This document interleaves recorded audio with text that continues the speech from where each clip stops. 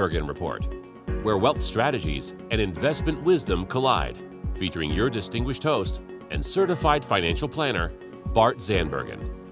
Welcome to the Zandbergen Report, a showcase for wealth strategies and investment wisdom for our evolving world. I'm your host, Bart Zandbergen. Paul, great to have you in studio again today. Yes, I'm looking to see what luxury item we're going to talk about today. Well, you would think, and that's become kind of the norm for us, I suppose. But we have today, obviously, we have Letitia in with us today. Hey, Letitia, thanks for coming in. What is that supposed to mean? I'm not the luxury. That was a really bad lead-in. It was. But we were going to have Does fun. that mean I'm serious? I bring serious to the table. We're going to be serious today. We were having fun, but Letitia's here. So Hey! We can have serious fun. We can have both. let's have some serious fun. Okay. With a super serious fun subject. So Tisha and I thought that it would be great to, as our practice evolves and as we're helping our clients, we see many, many different things. And a lot of our clients are owners of businesses or practices. And something that just happens that we've come across a lot lately, and things kind of come in seasons, is business continuity planning. And when I say business continuity planning, what that really refers to is, hey, there is either an existing partnership or corporation where there's more than one person, and or there's a new entity that they're going to form a partnership or a corporation. And the thoughts are, how do we address a number of certain things? So one thing is, hey, what if one of the partners wants to quit or retire? What if one of the partners becomes disabled? What if one of the partners dies? What happens? Now, there's things that will happen if you don't plan, and there's things that will happen if you do plan. So we would like to help those plan because the results are always better. Correct. So let's start. And then if we have time, we're going to get into another aspect of continuity planning. Now, beyond that, and if we have time, we'll talk about really passing from one generation to another, which is a little more glamorous than any of these other things. So with that said, and we'll just use, how about we use kind of, without using the name, of course, we'll kind of use a case study of one of our recent clients that we were talking about. Perfect. Okay. Anything you want to add before I go on? You're awfully quiet today. We're doing great. I think she's still bothered by that introduction. Yeah, I really messed myself up, Paul. I'm going to get the death stare for the rest of the show. All right.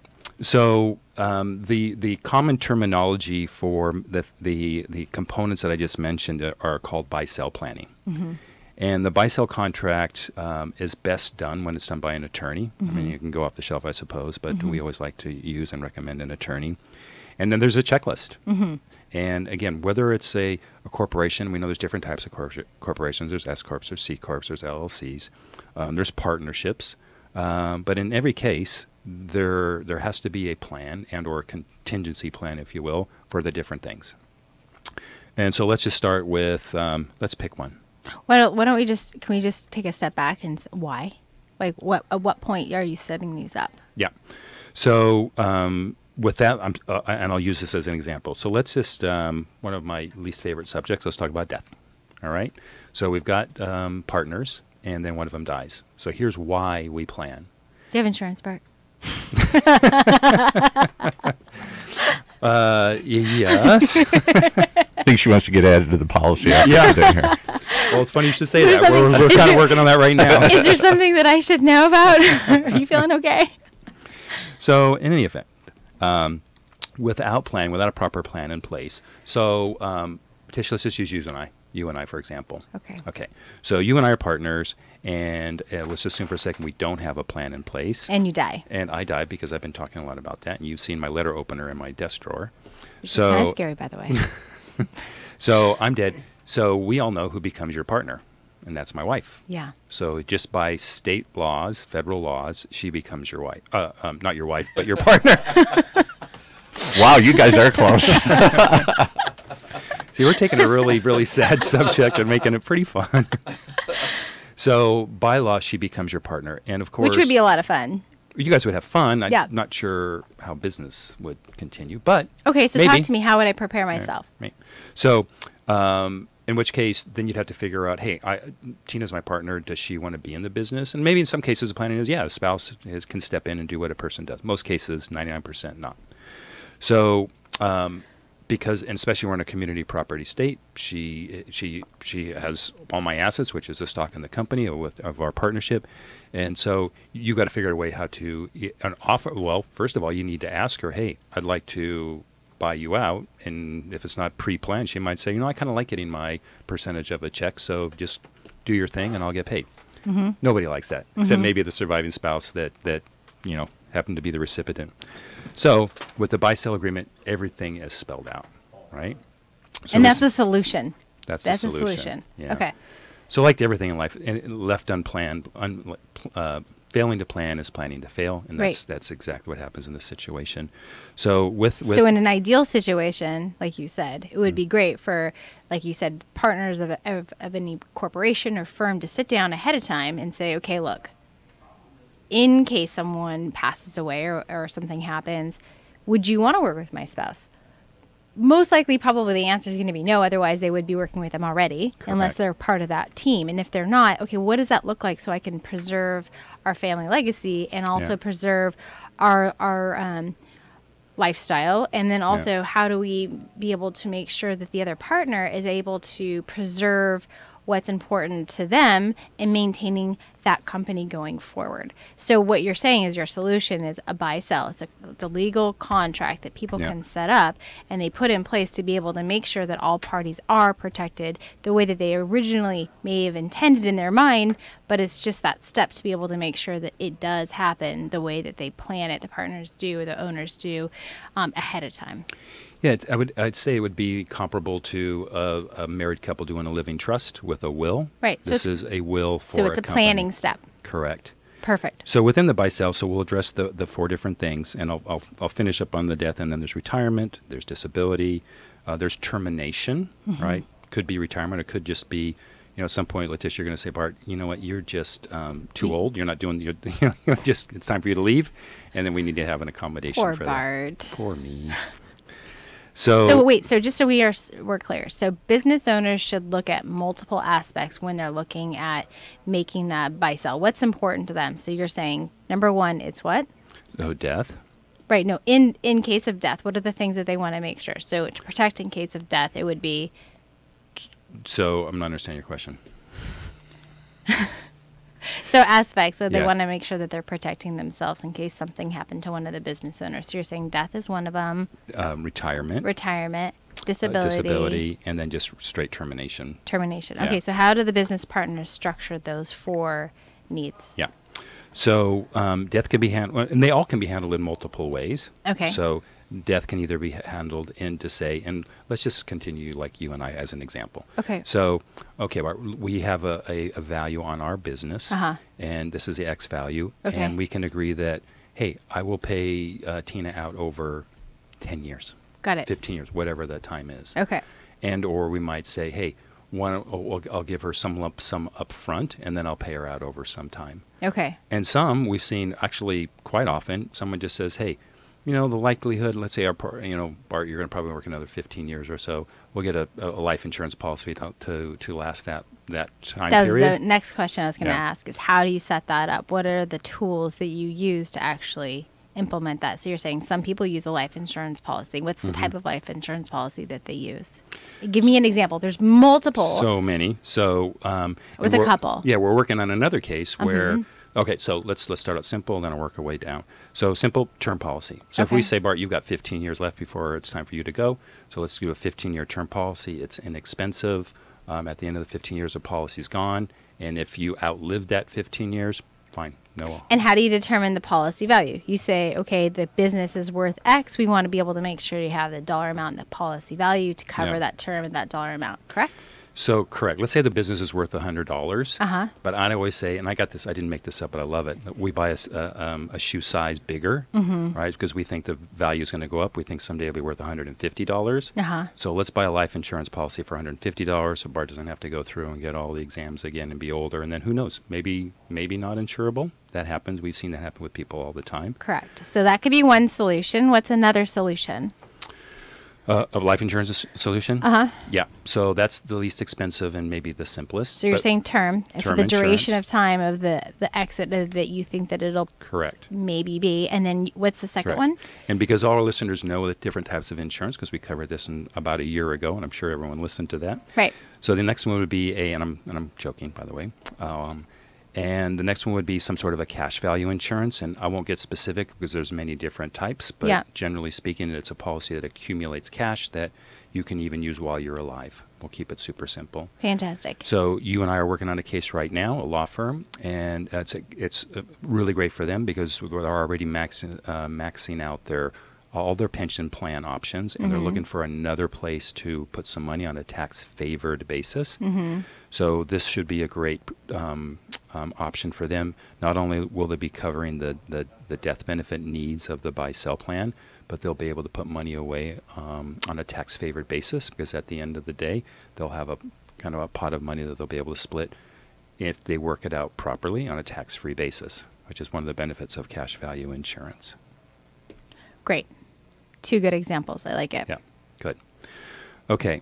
So the next is... Let's talk about another issue. So Yeah. say I go skiing. I'm a thrill seeker and I want to go skiing, and then I get hurt and I'm Yeah. done. I can't come in. Yeah. I can't work. I'm disabled. What does that look like? How does someone protect their business from Yeah. that? So somewhat similar to the death scenario, there's different. The contract will have different considerations for disability. We call that disability. And one would say, hey, if you're disabled for more than a year, this is pretty common, and looks like you're not coming back. So 2 scenarios. One, you broke your leg, both legs, and you can't find a way into the office. Okay, you've got 6 months to come back in, or whatever that time frame is. Right. But if it's something that looks like, hey, it's over a year, and it looks like you're not coming back, Right. then that'll be another consideration. Okay. So, And that would be a ability for them to be able to break that contract. well, I wouldn't call it break. It would be a separation. Utilize the buy-sell. contract. Got it. Right. So it's now over a year, and okay, well, now we're using you. So you're out. You've banged your head, and you're not coming back. And you're snow. I'm out. You're out. You're checked out. So you still have share. I mean, you're still a partner. You still have shares in the company. So I need to approach you or your the surviving spouse that has the cognitive ability. Say, look, it's time. According to the contract, it's a year. So we have to have a means to pay out. And predetermined in the contract would be, hey, if it's over a year, we're either going to, 1, pay out over X number of years. 2, there are special disability policies that are buyout. So a normal disability policy says, hey, you're disabled for over 90 days. You can't come to the office. You're going to get a percentage of your income for X period of time. A lot of different terms that people can use. Correct. A buyout disability is designed specifically for that. It's a lump sum. And it could be, let's say your value in the company is $100. So it's a buyout disability policy that's, here's $100, and you will exchange. You're going to get paid $100. I, as your remaining partner, will get $100. And then, I'm sorry, I get $100. I exchange $100 to your family, and I get your shares, and they get the $100. So in that case, everyone's happy because the surviving family is able to continue to move forward and then take care of their disabled person that they care about. And in addition to the business owner, they're still being able to conduct business as usual. Correct. And we'll talk about something else that will help, like now, because I might be in a situation where I need to replace you. So we'll talk about that in a second. I think Paul wants to say Somebody tweeted in and wants to know, do you inform the spouse, the significant other, of this whole arrangement? Or is this come as a surprise to them if and when their partner dies? In other words, I think what they're getting, I've read a lot of the, suddenly somebody dies, and after the grief is over, a couple of weeks go by, 30 days go by, something, and all of a sudden the wife says, or the husband, either one says, hey, what do I get, and how does this work? And their assumption is that it's going to go on forever, and then you suddenly say, no, we have the right to buy you out here. Well, and that's really important to, I was trying to get at in the very beginning with Bart, is you need to be able to plan ahead of time, and the more transparent, and we have a theme, and what we talk about here is the more transparent, the more you loop in the people that Right. it impacts, the better it is. So, I mean, But is that the norm? Because I think this person is questioning whether that happens most of the time. If I'm reading, maybe I'm reading too much into it. most likely not. I don't think it's I don't see it doesn't always happen. a legal requirement, but Yeah. we always we certainly recommend it, encourage but You know, and interestingly enough, Probably too, 10% we no. didn't actually talk about it, but like the buy-sell that we're going to be currently working on for our client, it also covers divorce. So what do we do in the event of a divorce? You know, how do we make sure that your ex is not going to come after us as partner, because it's community property state. right. So that has to be addressed as well. You know, the thing that we need to loop back for just a second, and how if one were to use life insurance policies to fund, how are they purchased, right? Is it the company? Now, there is no right or wrong answer, but there's different ramifications for each. If it's two partners, it's a little bit easier. You buy one on me, I buy one on you. That's usually the simpler. Right, but let's say that there's 5 partners. There's 5 partners, and then you've got policies that are cross-purchase, and in many cases there's a special entity called a cross-purchase entity created. It's another trust. It owns a policy, 5 policies. Proceeds go into that entity and then buy out. So gets slightly more complicated and Right. sophisticated with the additional partners. So just so we can just make sure we're not boring everyone, but just making sure that we're addressing the main things overall. Yeah. But the most important thing is planning ahead, getting a plan. Sometimes it might be complicated, but at least you're kind of getting steps in place, and you can always change and modify, but just making sure you're using your team. Like, we're kind of like the liaison for our clients. We kind of review everything with them, kind of help them understand, but we're not the CPA, we're not the estate attorney, we're not the business attorney, and insurance. So we work with everyone all together to be able to make sure that they're properly covered and all their bases are taken care of. It's definitely a team approach, and I'm glad that you brought that up, because we couldn't do it really by ourselves. Right. The CPA and the attorney, I think, are imperative. Just to make sure we cover all the other items. So retirement. So chances are I'm going to retire before you. So Maybe not. Maybe not. You never know. You never know. So somewhere in the buy-sell, we have to address, like, what does that look like, and Right. and how? Because I Yeah. might come and say, hey, I want my $100 worth of my shares. Yeah. And you're going to figure out how you're going to pay me. Yeah. Now, here's where again, sometimes using multiple tools, it might be that, hey, we've used one of those cash value type insurance policies we talked about Yep. to help cover in the event of a death. But hey, you didn't die, Bart. You're still alive. But hey, there's money in here, and I can use this money to help buy you out. Right. So this is a great case for, and many times using a well-crafted, well-designed life insurance policy for these things. And then similar to that is termination, whether it's, there's guidelines to say, Bart, stop coming to the office, he's not doing what he's supposed to do, and hey, maybe it's time to go. You're in Tahiti every day. Yeah, that might be a little problematic. So that would be cause for you to say, hey, it's time to go. And Right. then as long as those check boxes are done, I still have a right to my shares. I just don't, Right. it wouldn't be right for you to continue to pay me, but I still have value in the company. Right. So all that needs to be addressed inside the buy-sell. Can I ask one other question here? We Yeah. did a show, we've done a number of shows on prenups. And okay, marriage is kind of a partnership, and people, and every time we do a show on that, they say, even the most wealthy people, Paul McCartney being a perfect example, refuse to go into this because it's like negative karma. It's bad karma. Yeah. If I start talking about what happens if we die, if we break up, if we get divorced, it's almost like I don't want to deal with that. It's never going to happen. And do you see the same thing with business partnerships? We love each other. This is we're in this forever. And if you force them to sit down and start talking about all these what ifs, they don't Freaks want them it. out. Freaks them out. Yeah.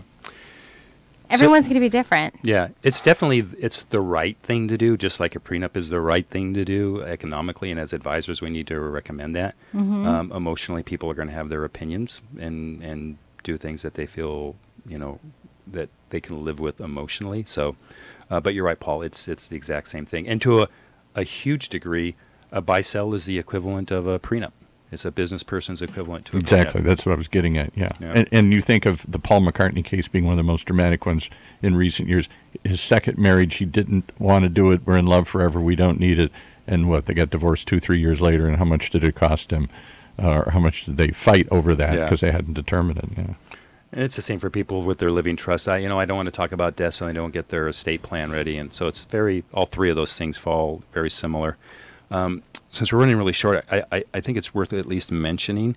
So we use the case that, Tish, that you hit your head while you were skiing and you're not coming back. Yep. So key man is another, basically it's another agreement, if you will, that needs to be funded that says, hey, I count on you and I Yeah. need to replace you. Right. So we need some sort of funding mechanism to say, hey, I need something in the bank that's going to help sustain while you're out. Right. And then also enough money to go and find someone to hire. Right. So we call that key man planning. And more often than not, that's the one that is funded with some sort of insurance.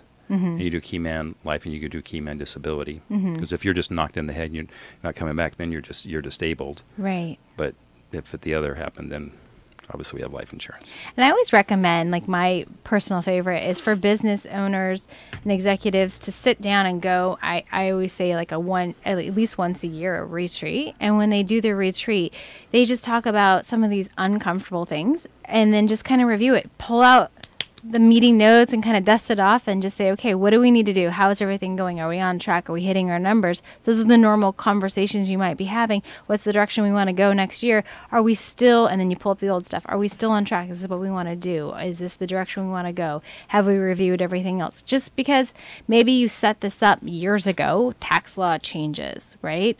State law changes, business law changes, people's lives change and evolve over time. And so even if you don't want to deal with it, at the very least, you pull it out once a year on your, like I say, quote unquote, annual retreat. You're kind of out of the office, out of your normal situation, and you plan for things that are the what ifs. And you just kind of get in there, knock it out, and then be done. And then move on and conduct business as usual. Yeah. All right. So any parting thoughts other than that? All I know is I stepped out of the room for 1 minute just to go check on something, and I come back in and I heard you say, he's not coming back. Wow, I was out just like that. So funny. Well, I think it's a topic that, and I kid about it, but I don't think, I agree with the Twitter question. I think it's a subject most people don't want to face, don't want to deal with, and put off till it's too late, or if ever. You're young, you're starting, you're new together. It's not the first thing on your mind how we're going to break up and all these what ifs. But if you don't, you're in for a you're in for a world of hurt if these things come to pass. Yeah. And I want to also just say is I'm going to do a social media plug. I was going to set you up for that. Your favorite part of the show.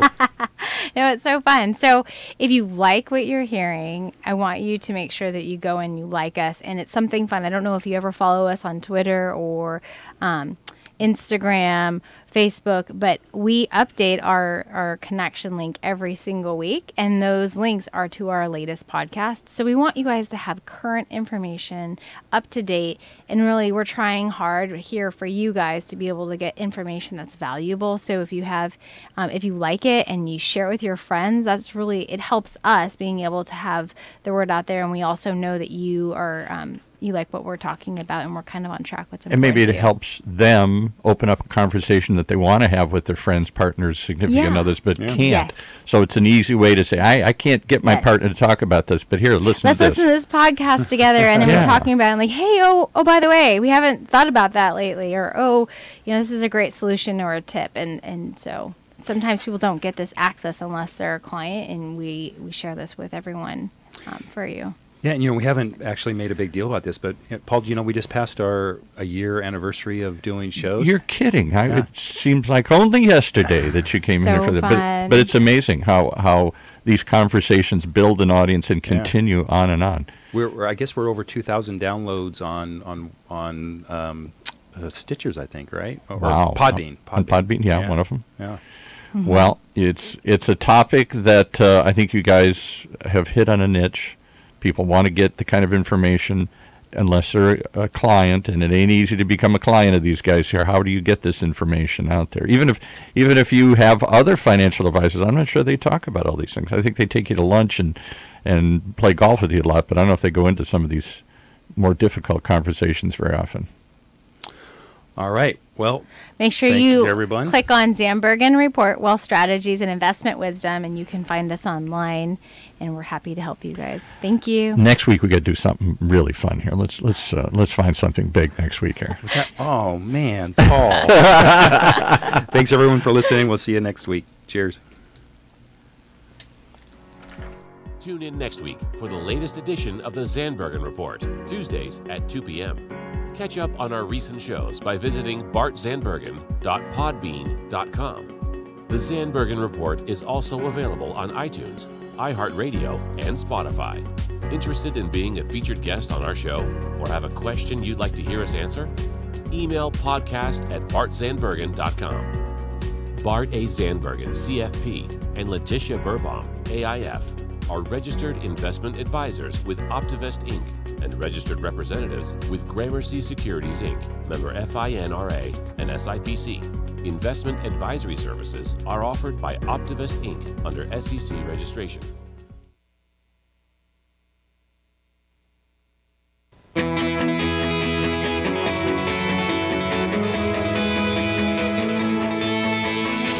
Welcome back for another episode of The Largest Mixer Show, where business meets business, and where you can find out about events in your area that bring people together, actually physically bring people together, with the man who's been doing it for years, Steve Bernhardt. Hey, Steve. Hey, Paul. Excellent. Excited to be talking about one of my major passion today, event marketing. Yeah, I saw that on the list here today, and I thought, boy, we're going full circle. In the old days, it was the only way to get out and meet people in many cases. If they didn't walk into your store or your business, if they didn't see your yellow page ad, how else were you going to find people and connect with them? So you went out to events. And then along came the internet, and we suddenly forgot about meeting face-to-face. Oh, my God, I'm going to have a podcast. I'm going to have a video. I'm going to tweet. I'm going to have a Facebook file. I'm going to have millions of people out there. But it almost seems like in so many cases, that's good for spreading awareness, but in so many cases, it seems like it's a mile wide and an inch deep. How really attached are you to all those people on your Twitter account? I wonder. I got to be honest with you. We use social media to drive our business and promote our business, but we look at it as a way to stay in touch, to create awareness, to create in some cases a conversation. But I think there's still nothing, especially in the world of business, that beats that face-to-face interaction, a handshake, a conversation that creates a relationship. And like you said, I think we've kind of maybe kind of stepped a little bit too far back, thinking that we could send out a tweet or a Facebook post or whatever, and we're doing business. And I think we're kind of finding now that that's not the case. In fact, it was really interesting. Recently, a Harvard Business Analytics, which is their big kind of their research arm of Harvard University for businesses, did a study, and they researched 700 companies. And they kind of categorized these companies based on their performance. And one of the categories, the top category, was what they call overachieving businesses. And one thing they found with these overachieving businesses, one of the things that the way they defined them is overachieving, is 30% sales growth year over year for a minimum of 2 consecutive years. Wow, I'd say that's overachieving. Most people. That's definitely overachieving. Yeah. I wish I could have some of that overachieving. Yeah. And one of the things they found was one of their primary methods of marketing their business is event marketing, or some people now are calling it experiential marketing. Sorry for stepping over my time. But bottom line is getting their products and their people face to face with their customers. And that gives, and creating those relationships and creating that familiarity, giving the customer an opportunity to ask questions, giving the business an opportunity to answer those questions and make people more familiar with their brands or what their mission as a business is. Well, maybe I was going to just say, maybe you've put your finger on the single most overlooked power of event marketing. It's an experience. Yeah. I don't remember what yesterday's tweet storm was. I probably don't even remember what the last few Facebook posts were that I read. I might have been amused. I might have hit like. I might have sent it out. And then I'm on to something else.